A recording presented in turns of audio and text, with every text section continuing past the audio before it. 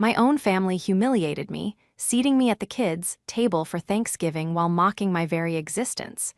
They thought I was just a pathetic, helpless outcast, so I served them a manila folder filled with devastating financial ruin instead. Before we continue today's story, we have an urgent announcement to make. Due to technical issues, we are pivoting towards another channel. Please subscribe to our new channel, Kin and Karma. You can find the link in the video description, the pinned comment, and the collaboration tag on this video. Make sure to switch over now so you don't miss out. Thank you for your support. Now back to the story.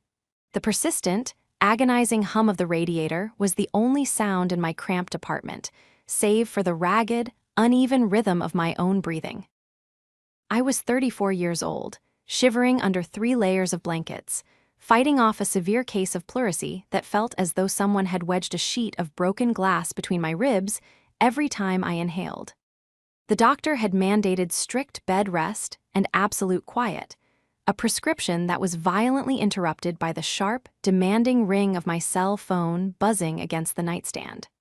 I didn't want to answer it. My entire body ached with a deep, bone-weary exhaustion, but the caller ID flashed with my mother's name, Barbara. In our family, ignoring a call from Barbara was a crime akin to treason. I fumbled for the device, my fingers clumsy and weak, and swiped to accept the call, bringing the cold glass to my ear. "Hello." I rasped, my voice sounding thin and hollow even to my own ears. "Jade," my mother's voice came through the speaker, brisk, clipped, and utterly devoid of warmth. There was no "how are you feeling?" or "are you breathing any better today?" Instead, she sounded as though she were checking off a tedious item on a grocery list. "I'm calling to inform you that we've made some necessary adjustments regarding Grandpa August's estate and the firm." A cold spike of adrenaline shot through my chest, momentarily overriding the physical pain in my lungs. "What adjustments?" I asked, struggling to sit up against the pillows. "Now, don't get hysterical," Barbara sighed, the familiar sound of her practiced condescension echoing through the receiver. "You've been so unwell lately, and frankly, you've never really had the constitution for the pressures of the family business. Your sister, on the other hand, is thriving. She has vision. So, your Grandpa August, Uncle Christian, and I had a long talk this morning. We've collectively decided to grant Sadie full, irrevocable power of attorney over the holding trust." The room seemed to tilt on its axis. The holding trust wasn't just a bank account. It was the central nervous system of Grandpa August's entire manufacturing firm, the company I had quietly kept afloat for the last 10 years behind the scenes. "You did what?" I choked out, a coughing fit seizing me, tearing at my chest. "Mom, Grandpa August hasn't been thinking clearly for months. You know his memory is slipping. And Sadie doesn't know the first thing about corporate finance or the manufacturing sector." "Oh, stop being so intensely jealous, Jade. It's an ugly color on you," Barbara snapped, her tone hardening into ice. "Sadie is a consultant. She understands wealth management on a level you simply don't grasp from your little cubicle. You just exist, Jade, you plod along. Sadie contributes. She builds. It's done. The papers are signed. I just thought you should hear it from me before the lawyers send the formal notices." The line went dead. The silence that followed was suffocating, heavier than the fluid in my lungs. They had cut me out entirely, replacing my decade of silent, grueling loyalty with Sadie's shiny, empty promises, manipulating a vulnerable old man to do it. The betrayal was a far more agonizing poison than the illness ravaging my lungs. I sat motionless in the dim light of my bedroom for what felt like hours, the dead phone still clutched in my trembling hand. My mind raced, piecing together the timeline of this coup. They must have planned this for weeks, waiting for the exact moment I was physically incapacitated and unable to travel to Grandpa August's house to intervene. The cruelty of it was breathtaking. Before I could even process the magnitude of the loss, the phone vibrated again. This time, a photo of my sister flashed across the screen. Sadie. She was smiling brightly in the picture, wearing designer sunglasses on a yacht she didn't own. I answered, refusing to let her hear the weakness in my voice. "What do you want, Sadie?"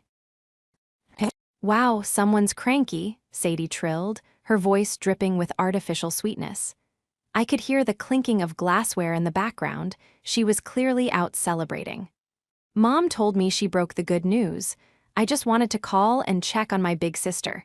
Make sure you aren't having a meltdown. You manipulated an 80-year-old man with declining cognitive health into signing over his life's work to someone whose only credential is a fabricated LinkedIn profile, I said, my voice eerily calm despite the fury boiling in my veins. Sadie let out a sharp, dismissive laugh. Oh, Jade, always the dramatic victim. Look, you need to focus on your health. You're always so stressed, living in that dreary, tiny apartment of yours, crunching boring numbers for strangers. Leave the big, adult decisions to me and Uncle Christian now. We're going to modernize the firm. Liquidate the dead weight. We're talking crypto integration, offshore leveraging. Real visionary stuff. You're going to bankrupt him in 6 months, I whispered, the reality of her delusions terrifying me. I'm going to make this family richer than you could ever imagine, Sadie retorted, the fake sweetness dropping instantly, replaced by the venom I knew all too well. And let's be honest, you were never going to do anything with the firm anyway. You have no ambition, you're a glorified calculator, so just stay in bed, take your cough medicine, and be grateful we're handling things. Bye, sis. She hung up, leaving me alone once more in the deafening silence of my apartment. My chest heaved, and the tears I had been fighting finally spilled over, hot and angry down my cheeks. She had done it. She had completely rewritten reality, casting herself as the savior and me as the incompetent, sickly burden. She thought she had neatly severed my ties to the family legacy, locking me out of the castle and throwing away the key. But as my breathing slowly steadied and the tears dried against my skin, a cold, sharp clarity washed over me. Sadie thought she had won because she had a piece of paper with Grandpa Auguste's shaky signature on it. She thought she was untouchable. But she had forgotten one crucial thing. I was the forensic accountant who had personally custom-built the internal auditing software Uncle Christian used for the firm, and my administrative backdoor access had never been revoked. To understand the sheer magnitude of Sadie's deception, you have to understand the decade that preceded it.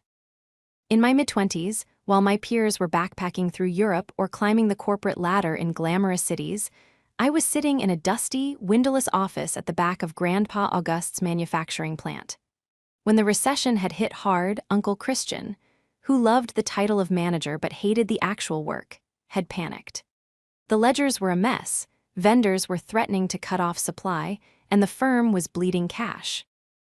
Grandpa Auguste had asked for my help. I had just finished my degree in forensic accounting, and I poured every ounce of my energy into saving his legacy. For years, I skipped vacations, worked 80-hour weeks, and meticulously rebuilt their financial infrastructure from the ground up. I never asked for a prominent title, and I never asked for public recognition. Seeing the relief in Grandpa Auguste's eyes was enough for me. Meanwhile, Sadie was busy finding herself. She spent her 20s drifting from one expensive, entirely funded by Barbara, escapade to the next. There was the year she was going to be a yoga instructor in Bali. The year she was a self-styled art dealer in Paris. Each phase ended in quiet failure, bailaid out by Mom's checkbook and swept under the rug. But 2 months ago, at Grandpa Auguste's 80th birthday party, Sadie had returned with a new, dangerous persona. She had arrived in a leased, pristine white Porsche, wearing a tailored designer suit that looked a little too crisp, as if it still had the tags hidden somewhere. She had rebranded herself as a boutique lifestyle and wealth consultant, a vague, jargon-heavy title that meant absolutely nothing, but sounded incredibly impressive to our mother. Throughout the birthday dinner, I had watched from the sidelines as Sadie cornered our grandfather. He was already showing signs of slipping, forgetting names, repeating stories, and Sadie preyed on that vulnerability like a shark smelling blood. "We need to be aggressive, Pop," I remembered her saying, leaning over his chair, her manicured fingers resting on his shoulder. "The market is changing. You have all these static assets tied up in the plant. We need to leverage them. I have clients in Dubai making triple returns on decentralized finance portfolios. You're leaving money on the table." Grandpa Auguste had just smiled, patting her hand, clearly not understanding a word she was saying, but charmed by her aggressive confidence. Uncle Christian, easily swayed by the promise of effortless wealth, was nodding along eagerly. I had tried to intervene then.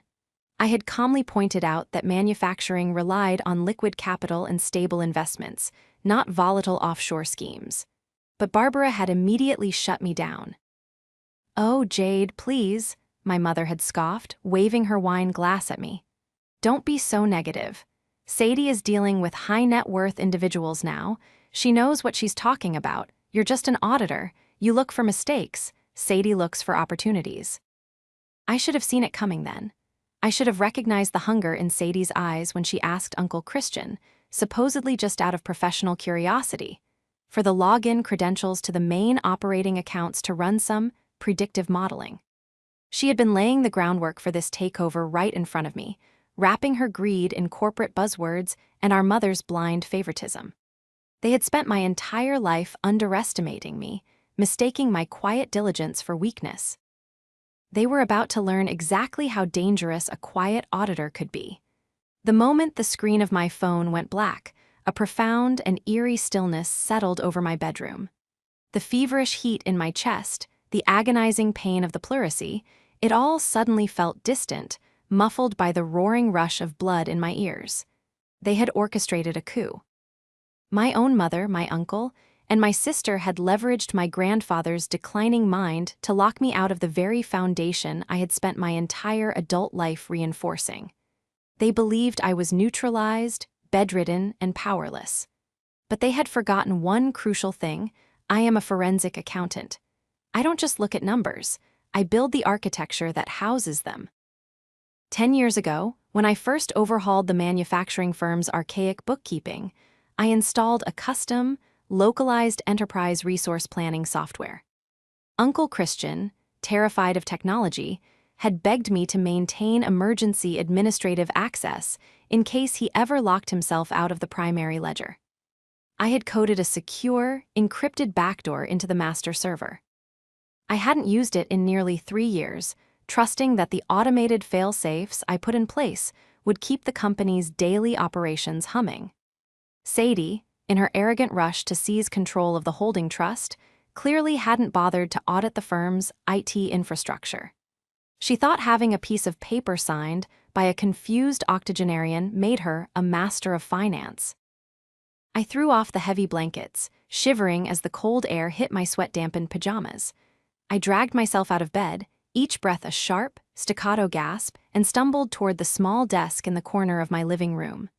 I booted up my personal workstation, my fingers flying across the mechanical keyboard with a frantic, practiced rhythm. I bypassed the standard employee portal, diving deep into the command line interface. I entered my old administrative credentials, holding my breath. A small, flashing cursor blinked back at me. Access granted.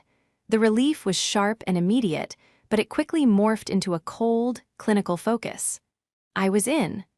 I pulled up the main dashboard for Grandpa August's holding trust and the primary operating accounts for the manufacturing plant. At first glance, the top-line numbers looked normal, which was exactly how a sloppy embezzler tries to hide their tracks. But I wasn't looking at the top line. I was looking for the leaks. I initiated a comprehensive data scrape, pulling every transaction, wire transfer, vendor invoice, and payroll log from the moment Sadie had returned to town 2 months ago. As the progress bar slowly crawled across my screen, I brewed a pot of incredibly strong, bitter coffee, my mind calculating the countless ways a fake wealth consultant might try to siphon cash. When the data finally populated into my customized, high-density spreadsheets, I began the meticulous process of reconciliation. It took exactly 47 minutes to find the first anomaly. It was buried in the accounts payable ledger for the plant's raw materials supply chain, a recurring weekly payment of $14,500 to a newly added vendor, Apex Synergy Solutions, LLC. The category was listed as Strategic Paradigm Logistics Consulting. I let out a dry, humorless laugh that immediately triggered a painful coughing fit. Strategic Paradigm Logistics. It was the exact kind of meaningless corporate word salad Sadie loved to use to sound important. I highlighted the row, my eyes narrowing at the glowing screen. Manufacturing firms don't pay $15,000 a week for vague logistics consulting. They pay for steel, for freight shipping, for machine maintenance. I opened a separate browser window and ran a deep dive background search on Apex Synergy Solutions, LLC. It had been incorporated exactly 6 weeks ago in Delaware. No website, no physical storefront. The registered agent was a generic proxy service, but the routing number for the receiving bank account triggered a red flag in my memory. I cross-referenced the routing number with my mother's personal financial files, which I also happened to organize for tax purposes every year. The routing number belonged to a high-yield offshore account at a boutique bank in the Cayman Islands. A bank that Sadie had incessantly bragged about, networking with during her brief, failed stint as an art dealer. She wasn't investing Grandpa August's money. She wasn't liquidating dead weight for crypto integration. She was creating phantom vendors, generating fake invoices, and wiring the firm's operating capital directly into an untraceable offshore account. She was bleeding the company dry, right under Uncle Christian's nose. The adrenaline coursed through me, hot and electric. I didn't stop there. I worked through the night, ignoring the screaming pain in my lungs. By dawn, I had uncovered 3 more shell companies, all funneling money out of the holding trust under the guise of modernization fees and decentralized asset management. I documented everything. I downloaded the server logs showing Sadie's user ID approving the fake invoices. I traced the IP addresses of the approvals directly to Sadie's luxury downtown apartment. I compiled the evidence into a massive, heavily encrypted digital dossier. I wasn't just a victim anymore, I was the architect of her impending destruction. 3 days later, my fever had broken, leaving me weak but fiercely lucid. I received a calendar invitation on my phone.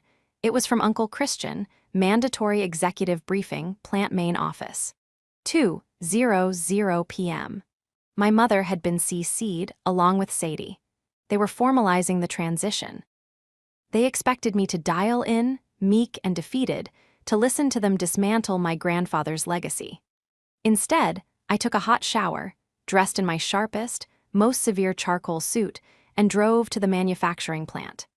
The main office was a familiar, chaotic symphony of ringing phones and clanking machinery from the warehouse floor. I walked straight past the receptionist, who stared at me in shock and pushed open the heavy glass door to the conference room. The scene inside was perfectly awful. Sadie was sitting at the head of the long mahogany table, Grandpa August's chair, typing aggressively on a sleek new laptop, wearing a bright magenta blazer.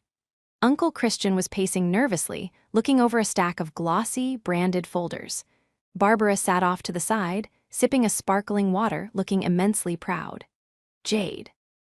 Barbara gasped, nearly dropping her glass as I walked in. "What on earth are you doing here? You look terrible. You're supposed to be on bed rest." "I decided I needed some fresh air," I said, my voice steady, projecting an unnatural calm. I did not sit down. I walked to the opposite end of the table, planting my hands flat against the polished wood.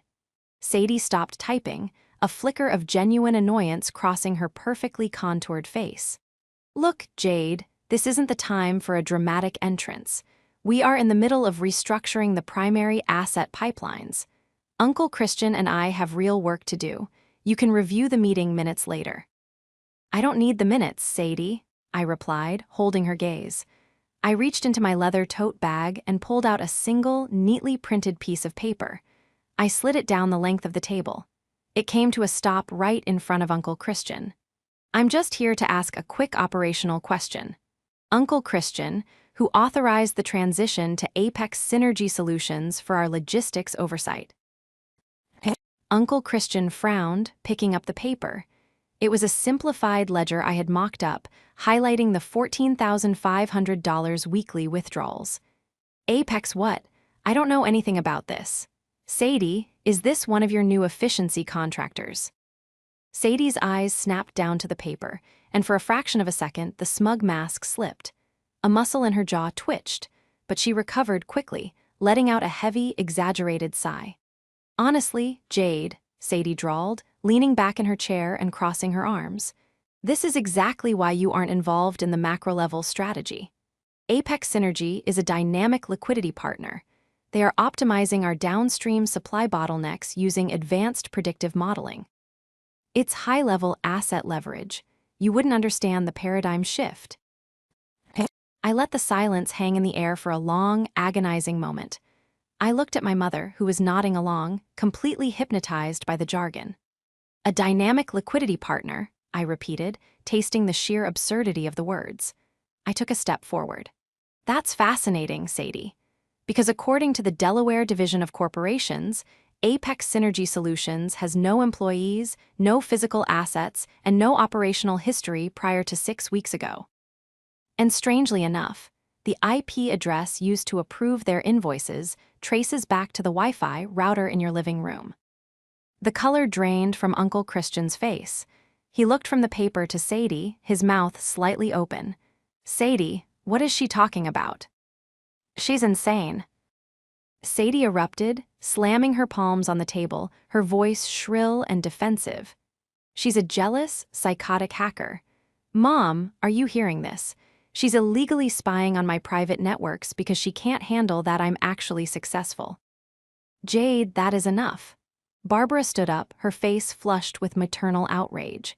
How dare you march in here and accuse your sister of whatever nonsense this is? Sadie is trying to save this family from the dark ages, and you are actively trying to sabotage her out of pure, bitter spite.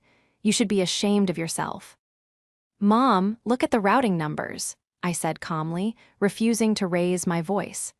The contrast between my icy composure and Sadie's frantic yelling was stark. She's not saving anything.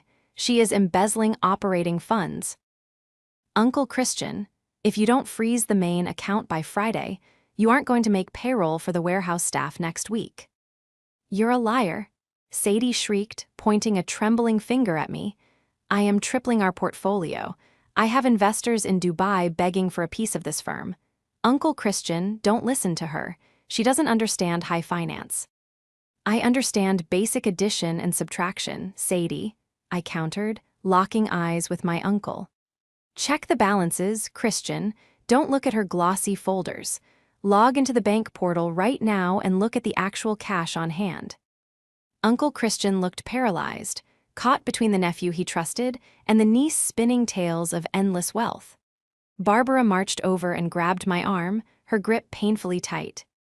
Leave, Barbara hissed, her eyes blazing with a protective fury meant for her golden child, directed at me like a weapon.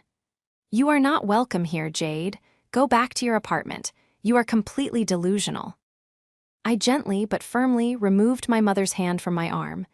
I looked at Sadie, who was breathing heavily, her eyes wide with a panicked feral energy. I had struck a nerve. The facade was cracking.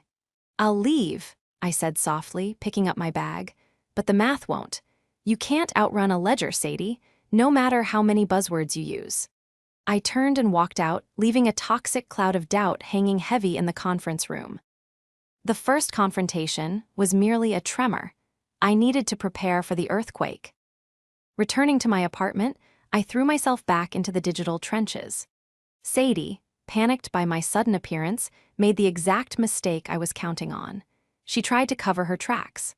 Sitting in front of my monitors, I watched in real time as her user ID logged into the server. She was desperately trying to delete the Apex Synergy invoices and alter the outgoing wire logs. But she didn't realize I had already mirrored the entire server structure.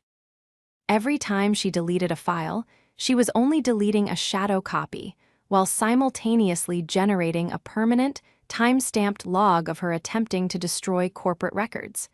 She was handing me intent and malice on a silver platter. The stakes were escalating faster than I anticipated. As I dug deeper into the boutique consulting firm Sadie claimed to run, the horrifying reality of her situation came to light. I ran a credit check on her, a slight overreach, perhaps, but entirely justified given the circumstances. Sadie was drowning. She had over $200,000 in unsecured credit card debt. She had taken out massive, high-interest personal loans to lease the Porsche, to rent the luxury apartment, to buy the designer clothes. Her entire life was a house of cards built on predatory lending. When her creditors had started circling, threatening lawsuits and asset seizure, she had turned her sights on Grandpa August. She wasn't an evil mastermind. She was a desperate, financially illiterate fraud backed into a corner, using our grandfather as a piggy bank to stave off personal bankruptcy. 2 weeks passed. The tension in the family was a tightly coiled spring. Thanksgiving was approaching, the one holiday Barbara demanded absolute attendance for, regardless of internal warfare. 3 days before Thanksgiving, my phone rang. It was Uncle Christian. He sounded awful, his voice was hoarse, his breathing shallow. "Jade," he whispered, sounding like a man standing on the edge of a cliff. "The steel supplier, Jenkins Manufacturing, they just called. They put a hold on our shipment for next month." I closed my eyes, feeling a heavy weight settle in my stomach. Non-payment. "Yeah," Christian choked out. I tried to log into the main portal like you said, to check the balances. The password was changed. Sadie said she updated the security protocols. She gave me a printout showing a surplus, but Jenkins says we owe them for the last 3 cycles. "Jade, if we don't get that steel, the floor shuts down. We lose the Anderson contract. The whole plant goes under." "She forged the printout, Christian," I said gently, offering him the harsh, undeniable truth. "She took the money." "Barbara won't hear it." He sounded close to tears. "I tried to tell her something was wrong, and she threatened to have me removed from the board for insubordination. She thinks Sadie is a genius. She thinks I'm just slow to adapt." "Meet me at the diner down the street from the plant in 20 minutes, I instructed. When I arrived, Uncle Christian was hunched over a cup of black coffee, looking 10 years older. I didn't say a word. I just slid a thick blue binder across the table. It wasn't the final trap, that was reserved for a larger audience, but it was enough to break the spell. He opened it. Inside were the undoctored bank logs, the real-time wire transfers, and the irrefutable proof that the money meant for the steel supplier had gone directly to a debt consolidation firm under Sadie's name. I watched the denial drain out of his eyes, replaced by a devastating, hollow realization. He traced his finger over the numbers, his hand shaking. She stole it. She actually stole it. From her own grandfather. From us. She drained the primary operating fund to pay off her credit cards, Christian, I said softly. The holding trust is next if we don't stop her. What do we do?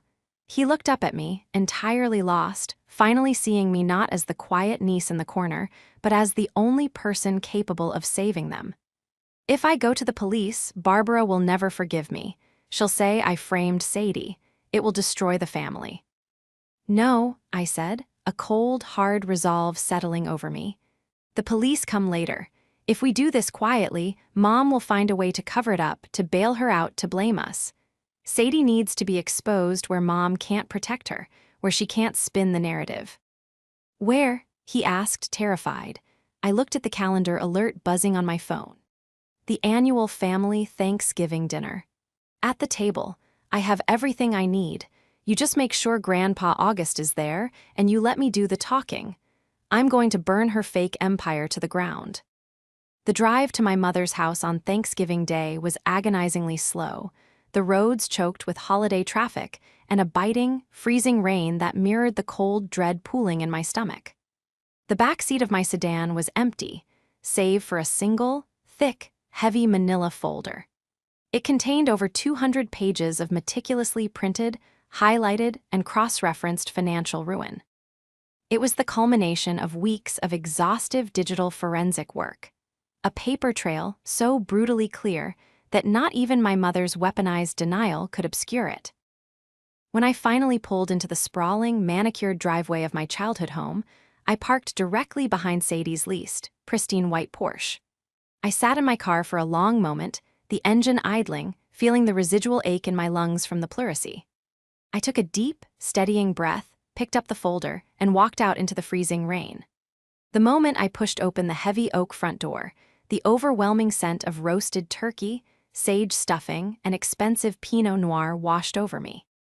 The house was alive with the sound of clinking crystal and the low, murmuring hum of my extended family. I hung my damp coat in the foyer, my fingers gripping the edges of the manila folder so tightly my knuckles turned white. I walked into the formal dining room, forcing a neutral expression onto my face. The grand mahogany table was a masterpiece of holiday excess, set with my mother's finest china, gleaming silver, and a sprawling, elaborate floral centerpiece. My mother, Barbara, was floating around the room, directing the caterers she had hired to avoid cooking. Sadie was already seated near the head of the table, wearing a dark green velvet dress that probably cost more than my monthly rent, holding court with a glass of champagne. Uncle Christian sat opposite her, staring down at his empty plate. He looked pale, exhausted, and terrifyingly anxious. He caught my eye as I walked in, giving a tiny, almost imperceptible nod. He had ensured Grandpa August was here, seated at the head of the table, smiling vaguely at the noise. I walked toward the main table, looking for my place card. I circled the massive expanse of mahogany, my eyes scanning the beautifully calligraphed names. Christian, Barbara, Sadie, Aunt Margaret, Cousin Emily. My name was nowhere to be found. A cold spike of confusion hit me. I turned around. In the far corner of the dining room, practically pushed against the swinging door that led to the kitchen, was a small, flimsy, plastic folding table. It was the kind you bring out for a backyard barbecue. It was covered with a cheap paper tablecloth. There were crayons scattered across the center. Next to the single, uncomfortable metal folding chair was a wooden high chair meant for Cousin Emily's 2-year-old toddler. Sitting precisely in the center of the paper tablecloth was a place card that read, Jade. I stood frozen, the sheer, breathtaking audacity of the insult washing over me. The room around me seemed to dim, the chatter fading into a dull roar. I had prepared myself for snide remarks. I had prepared myself for passive-aggressive jabs about my career or my apartment. But to be literally banished to the children's table, seated next to a high chair, was a public execution of my dignity. "Mom," I said, my voice cutting through the ambient noise of the room. It wasn't loud, but the icy, sharp cadence of it made several heads turn. Barbara stopped instructing a caterer and turned to look at me, a tight, artificial smile plastered on her face. "Yes, Jade, is there a problem? We are just about to sit down." "Why is my chair set at the kids' table?" I asked, gesturing to the plastic monstrosity in the corner, next to a high chair. The dining room went completely silent. The clinking of glasses stopped. Cousin Emily looked down, suddenly incredibly interested in her napkin. Uncle Christian closed his eyes, bracing himself. Barbara let out a long, theatrical sigh, the kind a mother gives a petulant toddler throwing a tantrum in a grocery store. She walked slowly toward me, her heels clicking against the hardwood floor, stopping just a few feet away. She looked me up and down, taking in my simple, dark slacks and sensible sweater, her eyes filled with a potent mixture of pity and disdain. "Because Jade," Barbara said, her voice dripping with a poisonous, sweet condescension, loud enough for the entire room to hear. "Grown-ups contribute. They build things. They elevate this family. You just exist. You take up space. Sadie is restructuring our entire financial future, and you couldn't even manage to dress up for the holiday. It's a matter of respect." From the main table, Sadie let out a sharp, cruel snort of laughter. She swirled her champagne, leaning back in her chair with an expression of supreme triumph. "Honestly, Mom," Sadie called out, her voice echoing in the silent room, "we should have uninvited you like last year. You always bring the mood down with your depressing energy. Just sit down and be quiet so we can enjoy the meal."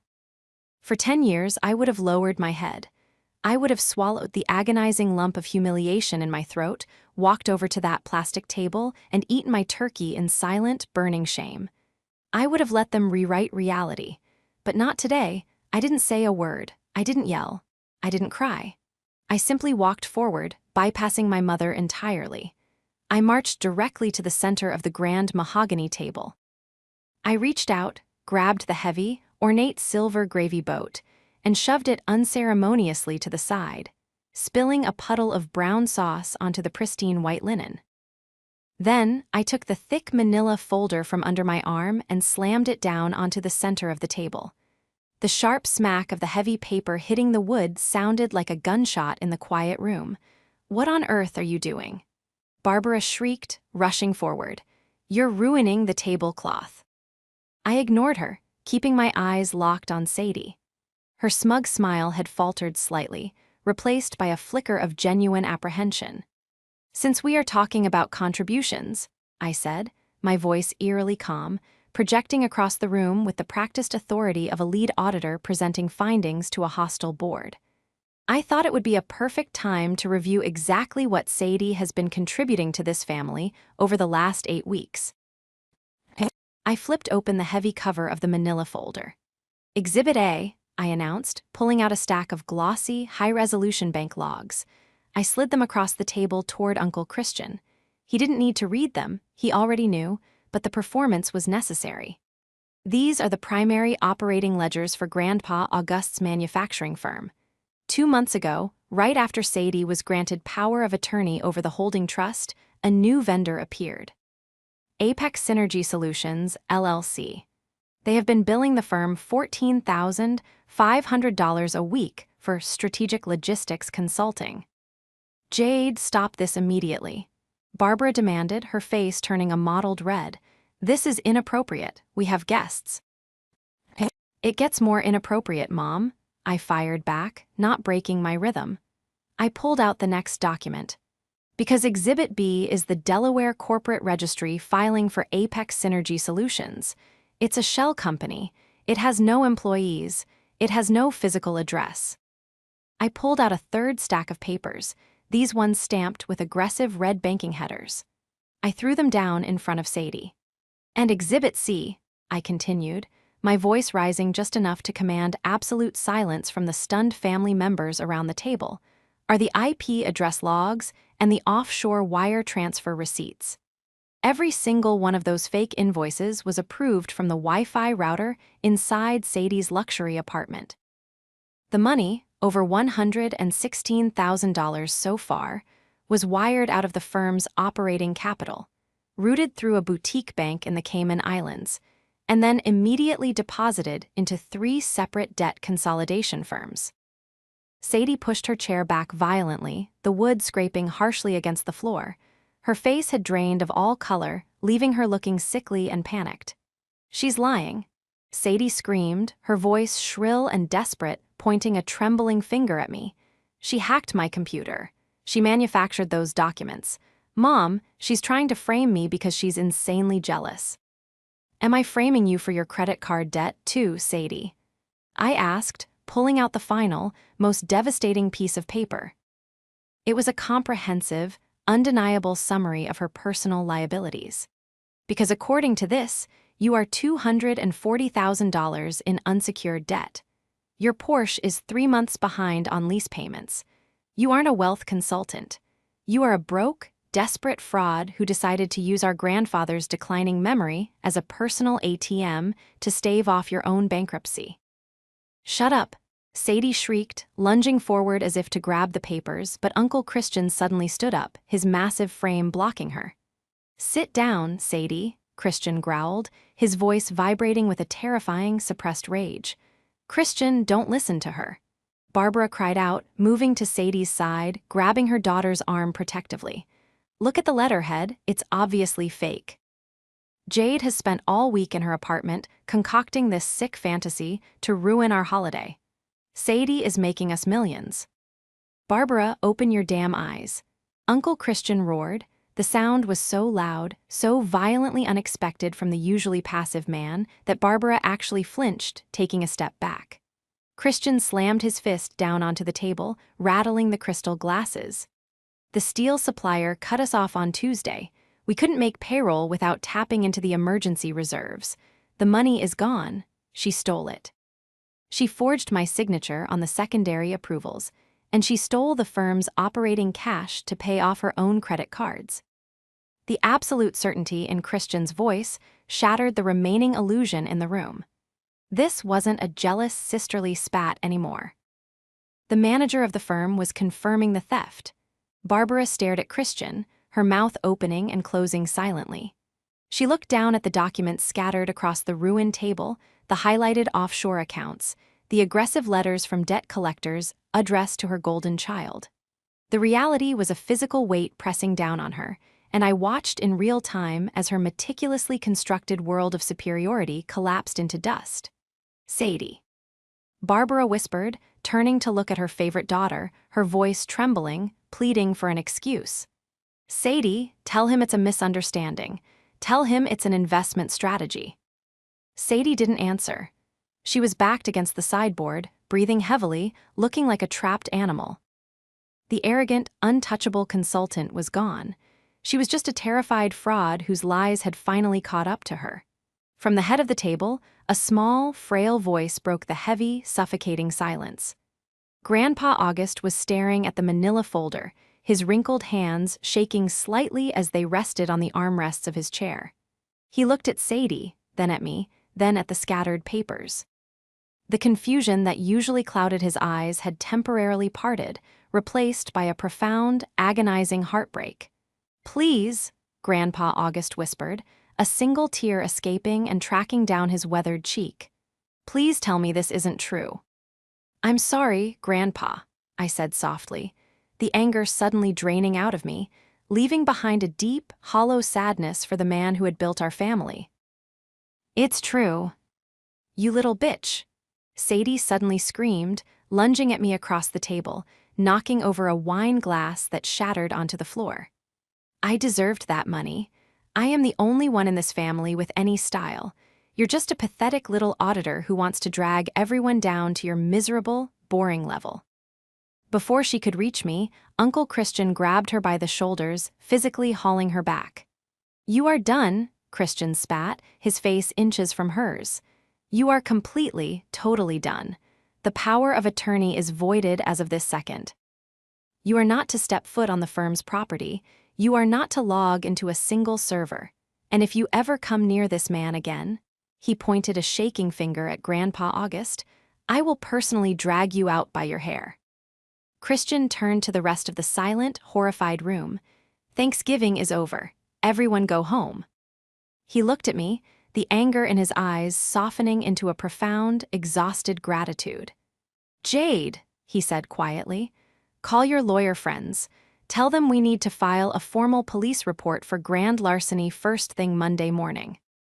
As the caterers awkwardly shuffled out of the room, and the extended family began hastily grabbing their coats in shocked silence, my mother collapsed into a dining chair. She buried her face in her hands and began sobbing uncontrollably, the loud, racking wails of a woman mourning the death of an illusion.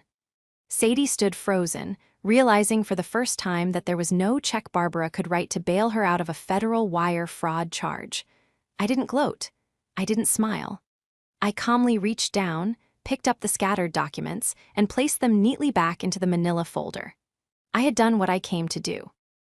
I had protected my family's legacy, and I had permanently broken the chains of my own subjugation. I turned my back on the kids' table, the ruined dinner, and the weeping women, and walked out the front door into the cold, cleansing rain.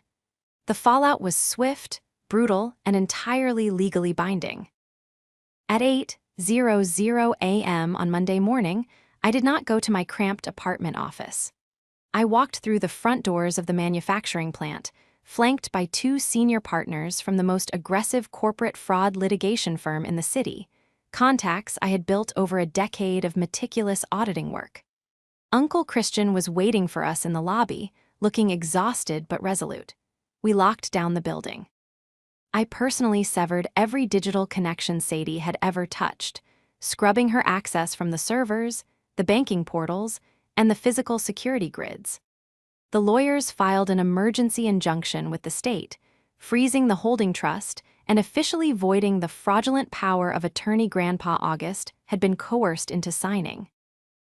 By Tuesday afternoon, the police arrived at Sadie's luxury downtown apartment. She wasn't preparing a new pitch deck or networking with offshore bankers.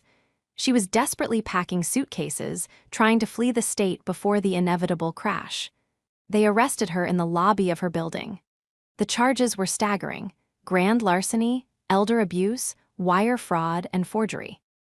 When the police impounded the leased Porsche and seized the apartment, the full scope of her financial rot was exposed to the public record. The consulting firm was officially dissolved by the state. The investors in Dubai were revealed to be a complete fabrication. Sadie was denied bail due to her status as a flight risk, forced to wait for her arraignment in a county holding cell, wearing a bright orange jumpsuit instead of designer velvet. Barbara broke completely. For the first 2 weeks, she tried desperately to hire defense attorneys for Sadie, draining her own personal savings to fight the charges. But when the discovery files were handed over, when Barbara was forced to sit in a sterile lawyer's office and listen to the recorded phone calls of Sadie mocking Grandpa Auguste's memory while draining his accounts, the delusion finally shattered. My mother suffered a severe psychological collapse. She retreated to her house, refusing visitors, refusing calls. The golden child she had worshipped had nearly destroyed the entire family, while the daughter she had relegated to the kids' table had been the only one competent enough to save them. It took nearly 2 months before Barbara finally called me. I answered the phone sitting in my new office at the plant. "Jade," my mother's voice was small, raspy, and stripped of all its former arrogance. It sounded like the voice of a very old, very tired woman. I don't know how to apologize. I don't know how to fix this." "You can't fix it, Mom," I said gently but firmly. The anger I had carried for years had burned away, replaced by a cool, unshakable boundary. "You enabled a monster because you liked the way her lies sounded better than my truth. Sadie is going to prison. And you have to live with the fact that you handed her the match to burn us down." "I know," Barbara sobbed quietly. "I'm so sorry, Jade, for everything, for Thanksgiving, for all of it." "I accept your apology, Mom," I said, meaning it. "But I have work to do. We can talk again in a few weeks." I hung up the phone. I didn't need her validation anymore. I had my own. 6 months later, the manufacturing firm was not just surviving, it was thriving. With the bleeding stopped and the phantom vendors eliminated, I was able to reallocate the recovered capital to actual modernization. We upgraded the warehouse machinery, secured the Anderson contract, and gave the floor workers the raises they had been promised for 3 years. I was no longer the quiet auditor hidden in the back room. Uncle Christian had officially convened the board and named me Chief Financial Officer. I had a corner office with a window overlooking the production floor, a team of junior accountants working under me, and the absolute, unwavering respect of every manager in the building. The most profound healing, however, didn't happen in the boardroom. It happened on a quiet Sunday afternoon in late spring. I drove out to Grandpa Auguste's house. The air was warm, smelling of blooming jasmine and fresh-cut grass. I found him sitting on his back patio, a blanket draped over his lap, watching the birds flutter around the feeder. Uncle Christian was there, grilling hot dogs, a relaxed, genuine smile on his face. He waved at me with a pair of tongs as I walked up the steps. "Look who's here, Pop," Christian said gently, tapping the old man's shoulder. Grandpa August turned his head. His memory was still slipping, some days were better than others, but when he looked at me, his eyes crinkled at the corners, bright and entirely present. "There's my girl," Grandpa August smiled, reaching out a trembling hand. I walked over, took his hand, and sat down in the sturdy wicker chair next to him. There were no plastic folding tables here. There was no condescension, no shouting, and no fear. "How are the numbers looking, Jade?" Grandpa asked, patting my hand. "The numbers are perfect, Grandpa," I said softly, looking out over the peaceful garden, feeling the warm sun on my face. The agonizing chest pains of the winter were a distant memory. I took a deep, clear, effortless breath. Everything is exactly where it belongs.